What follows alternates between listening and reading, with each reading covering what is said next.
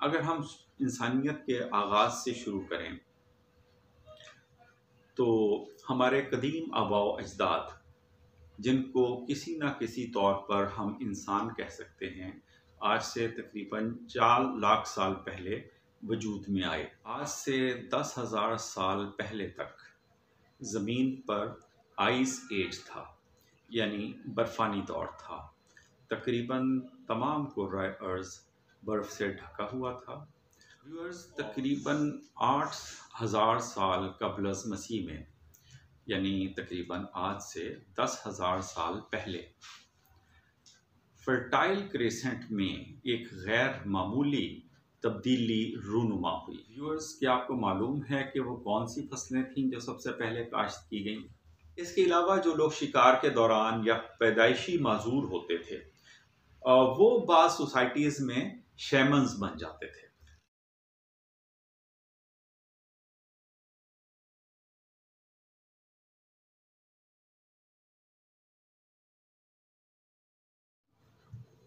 बिस्मिल्लाहिर्रहमानिर्रहीम।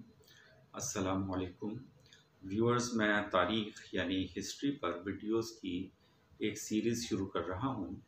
इसमें क़ब्ल अज़ तारीख़ यानी प्री हिस्टोरिक दौर से शुरू करके आज के दौर तक तारीख़ के तमाम अहम मोड़ और अहम वाक़यात को कवर करूँगा और बताऊँगा कि इंसानियत किन किन मराहिल से यानी स्टेजेस से गुज़र कर इस दौर में पहुँची जहाँ पर आज हम उसका मुशाहिदा कर रहे हैं। ये मेरी इस सिलसिले की पहली वीडियो है।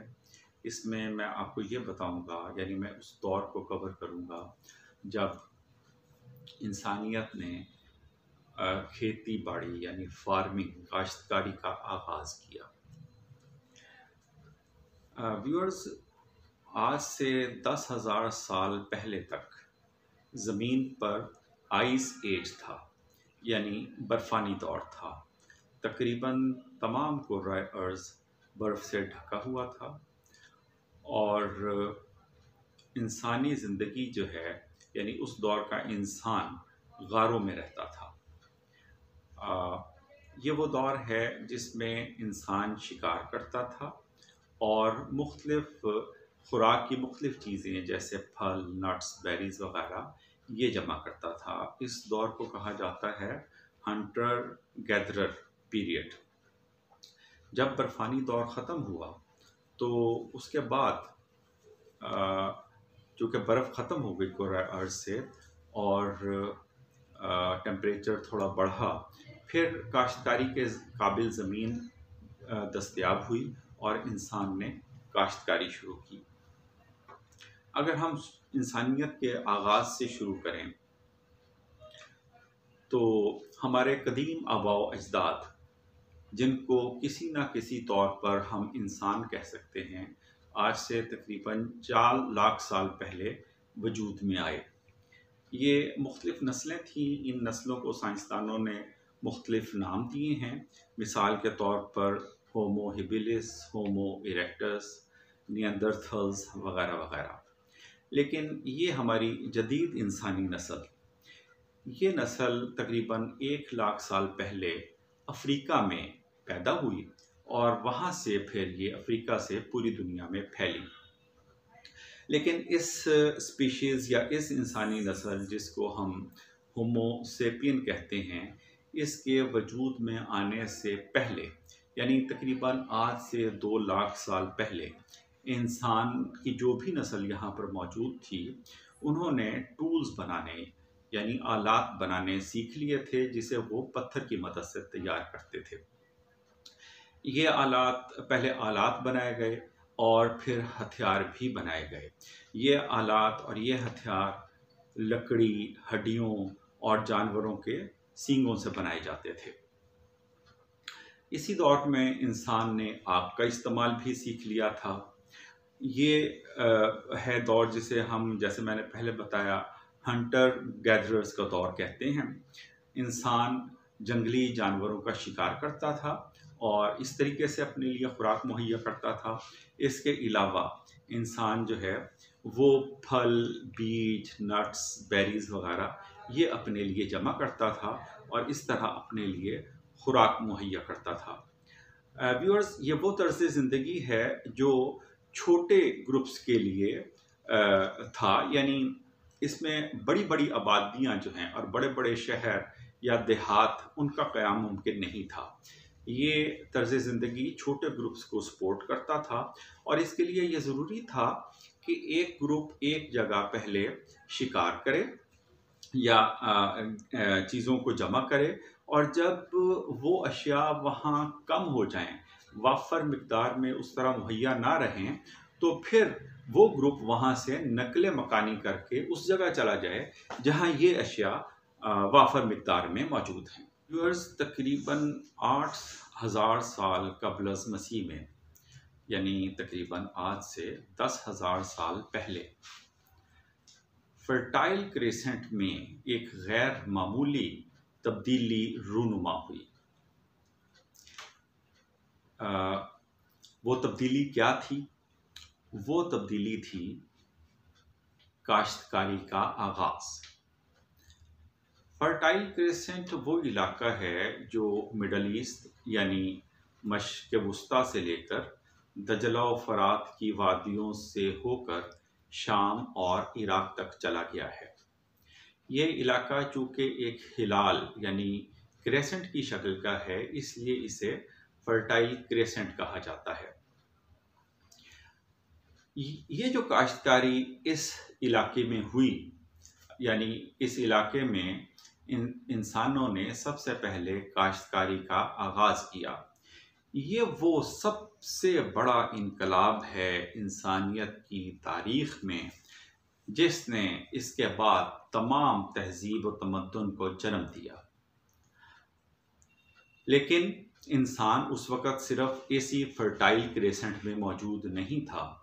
इत्तफाक की बात है कि अगरचे सबसे पहले तो इस फर्टाइल क्रेसेंट में काश्तकारी का आगाज़ हुआ, लेकिन इसके कुछ ही अरसे के बाद दुनिया के मुख्तलिफ खित्तों में जहाँ जहाँ इंसान रहते थे, उन्होंने अपने अपने तौर पर काश्तकारी का आगाज़ कर दिया। इसकी वजह वही है कि यही वो दौर है जब आइस पीरियड ख़त्म हुआ और ज़मीन काश्तकारी के लिए मुहैया हुई। ये कौन से इलाके हैं जहाँ उस दौर में फर्टाइल क्रेसेंट के अलावा काश्तकारी का आगाज़ हुआ? इसकी मिसाल ये है कि मसलन मेसो अमेरिका में काश्तकारी का आगाज़ हुआ। मेसो अमेरिका वो ख़ित्ता है जिसमें आजकल मेक्सिको, ग्वाटेमाला, निकारागुआ जैसे ममालिक शामिल हैं। इसके अलावा साउथ अमेरिका में एंडियन रीजन है, वहाँ काश्तकारी का आगाज़ इंसानों ने इंडिपेंडेंटली अपने तौर पर किया। यानी ऐसा नहीं कि फर्टाइल क्रेसेंट में जो ये काश्तकारी शुरू हुई थी वहाँ से इन लोगों ने सीख लिया हो। ये बहुत दूर दराज के इलाके थे, मतलब अमेरिका तो उस दौर में अननोन रीजन्स थे, ये तो बहुत बाद में दरियाफ्त हुए। इसी तरीके से साउथ ईस्ट एशिया में काश्तकारी का आगाज़ हुआ। साउथ ईस्ट एशिया जैसे कि आप जानते हैं कि इसमें बरे-सग़ीर मलेशिया, सिंगापुर, थाईलैंड वगैरह के इलाके आते हैं। इसके अलावा अफ्रीका में सब सहारन कंट्रीज़ जो हैं, यानी सहराए आज़म के जुनूब में जो ममालिक हैं, वहाँ काश्तकारी का आगाज़ हुआ। व्यूअर्स, काश्तकारी वो सबसे बड़ा कदम है इंसानी तारीख़ में कि अगर काश्तकारी शुरू ना हुई होती तो हमारा तहज़ीब व तमद्दुन वजूद में ना आता। आज हमारे बड़े बड़े शहर हैं, आर्ट, मौसीकी, अदब, तिजारत, इंडस्ट्री, टेक्नोलॉजी, ये सब काश्तकारी ही की वजह से हैं। जब इंसान ने काश्तकारी शुरू की तो हुआ ये कि इतनी काफ़ी खुराक पैदा हो सकी कि इससे पहले जो शिकार यानी हंटिंग और गैदरिंग के दौर में इतनी वाफिर खुराक मुहैया नहीं थी। अब जब काश्तकारी शुरू हो गई तो इतनी वाफिर खुराक मुहैया हो गई कि लोगों के लिए ये मौका पैदा हो गया कि वो दीगर काम भी कर सकें। चुनाचे इतना वक्त मुहैया हुआ कि लोगों ने दीगर पेशे भी इख्तियार किए जो उससे पहले वजूद में नहीं आए थे। वो मसलन कौन से पेशे थे? लोग सिपाही बने, दस्तकार बने, मजहबी पेशवा बने और उलूम की तालीम हासिल करके स्कॉलर बने। और इस तरह एक कॉम्प्लेक्स यानी पेचीदा और अदम मुसावात पर मबनी एक मुआशरा पैदा होना शुरू हुआ। अदम मुसावात में इसलिए कह रहा हूँ कि इससे पहले का जो दौर था उसमें तो तमाम लोग हंटर गैदरर थे, लेकिन अब जो मुआशरा पैदा हुआ इसमें कोई काश्तकार था, कोई सिपाही था, कोई मजहबी पेशवा था और कोई हुक्मरान। व्यूअर्स, क्या आपको मालूम है कि वो कौन सी फसलें थीं जो सबसे पहले काश्त की गई? फर्टाइल क्रेसेंट में गंदम और जौ, अमेरिकाज में मकई, बल्कि मकई तो दुनिया में मौजूद ही नहीं थी। ये तो जब अमेरिकाज दरियाफ्त हुए तो उसके बाद मकई जो है वो सारी दुनिया में वहाँ से लाकर फैलाई गई। सब सहारन अफ्रीका में एक फसल जिसे सोरगम कहा जाता है वो काश्त की गई सबसे पहले। शुमाली चीन में बाजरा काश्त किया गया और साउथ ईस्ट एशिया के ममालिक में चावल काश्त किए गए। इसके साथ साथ फिर जानवरों को के पालने का सिलसिला शुरू हुआ। जंगली जानवर सधाए गए, उनको घरेलू खिदमत के लिए पाला गया। क्या आपको मालूम है कि वो कौन सा जंगली जानवर है जिसे सबसे पहले इंसान ने पाला? वो जानवर है कुत्ता, जो भेड़िए की नस्ल का जानवर है। ये जानवर शिकार के लिए भी इस्तेमाल हुआ और रखवाली के लिए भी। लाइव स्टॉक फार्मिंग यानी जानवरों का पाला जाना दूध और चमड़े वगैरह के लिए सबसे पहले मशरिक़ वुस्ता यानी मिडल ईस्ट के खित्ते में शुरू हुआ। सबसे पहले जो जानवर घरेलू इस्तेमाल में लाए गए वो थे गायें, भेड़ें, बकरियां और गधे। इनसे काश्तकारी का काम लिया जाता था, मतलब इनमें जो बड़े जानवर थे उनसे काश्तकारी का काम लिया जाता था, जैसे हल जोतना। जनूबी अमेरिका में जो जानवर पाला गया वो था लामा। व्यूअर्स, अब सवाल ये है कि काश्तकारी के इंसानों और मुआशरे पर क्या असरात पड़े। ये तो मैं बता चुका हूँ कि काश्तकारी ही हमारे जदीद तमद्दुन यानी सिविलाइजेशन की बुनियाद है, मगर इसके असरात बहुत वसी थे। इससे पहले जो हंटर गैदरर सोसाइटी थी उसमें अफराद ज़्यादा बेहतर जिस्मानी साख्त रखते थे। उसकी वजह यह थी कि उनकी खुराक मुतवाज़न थी। वो एक तरफ शिकार करते थे और जानवरों का गोश्त खाते थे जिससे उनको प्रोटीन्स मिलती थी। इसके अलावा चूँकि वो गैदरर थे, वो फल खाते थे, बीन्स, बेरीज, नट्स, ये चीज़ें भी उनकी खुराक में शामिल थीं। तो उनकी खुराक जो है वो एक बैलेंस्ड डाइट यानी मुतवाज़िन ग़िज़ा थी, जिसकी वजह से वो ज़्यादा वेल बिल्ट थे और उनकी सेहत भी अच्छी थी। मगर इसके बाद जब काश्तकारी का दौर शुरू हुआ तो किसानों की जो खुराक है वो ज़्यादातर कार्बोहाइड्रेट्स पर मुश्तमिल हो गई, जो यानी फसलों से हासिल किए जाते हैं। प्रोटीन्स की मिक़दार उनकी खुराक में ना होने के बराबर रह गई। आज भी वो लोग जिनकी गुजर बसर ज़्यादातर फसलों और काश्तकारी पर है, तो उनकी खुराक भी ऐसी ही है। इसका नतीजा ये निकला कि बैलेंस्ड खुराक ना होने की वजह से बाद का दौर जो काश्तकारी का दौर है उसमें जो लोग काश्तकारी से वाबस्ता थे उनकी सेहत उतनी अच्छी ना रही जितनी कि उससे पहले के दौर में, यानी जिस दौर में लोग हंटर गैदरर होते थे उस दौर में थी। काश्तकारी से पहले भी व्यूअर्स एक तकसीम कार मौजूद थी, लेकिन वो बहुत मामूली सी तकसीम कार थी, वो ज़्यादा गहरी बुनियादों पर नहीं थी। तकसीम कार से हमारी मुराद है जिसको हम अंग्रेज़ी में कहेंगे डिवीज़न ऑफ लेबर।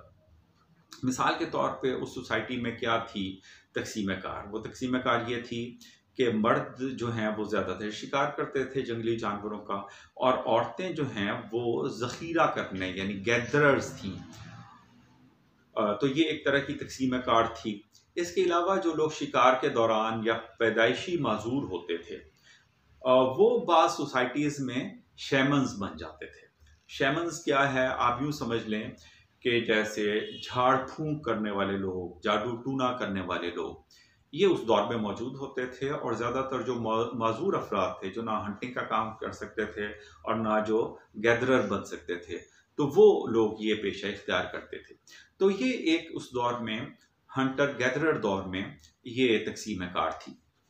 लेकिन जब दौर नया आ गया, काश्तकारी शुरू हो गई आइस एज के खात्मे के बाद, तो काश्तकारी शुरू होने के बाद ऑक्यूपेशनल स्पेशलाइजेशन वजूद में आई, यानी पेशे बिल्कुल अलग अलग हो गए। मिसाल के तौर पे एक समाज में बादशाह और मजहबी पेशवा जो थे, उनको सबसे बुलंद हैसियत हासिल थी, और सबसे निचली और कमतर मर्तबा जो था, सबसे निचली हैसियत और कमतर मर्तबा जो था, वो गुलामों का था। अब ये इस तरह का जो एक कॉम्प्लेक्स और पेचीदा मुआशरा है, ये उस वक़्त मुमकिन है जब मुआशरे जो हैं वो नकले मकानी करने वाले ना हों, यानी सेटल्ड मुआशरे हों, जो कम अज़ कम देहात के तौर पर एक जगह रहते हों, उनमें ऐसा मुमकिन है, और जहाँ खुराक वाफिर हो।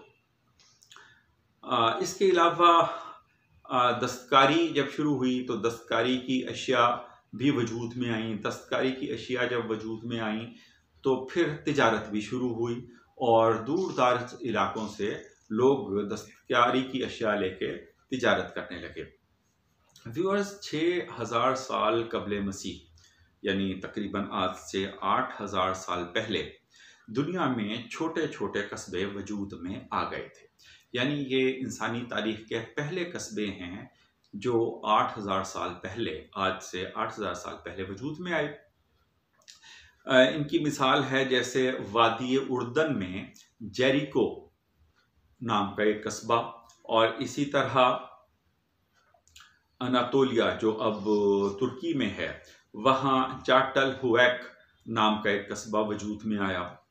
ये जब कस्बे, यानी देहात के बाद अगला स्टेप जो है, वो अगला मरहला जो है वो कस्बों का था।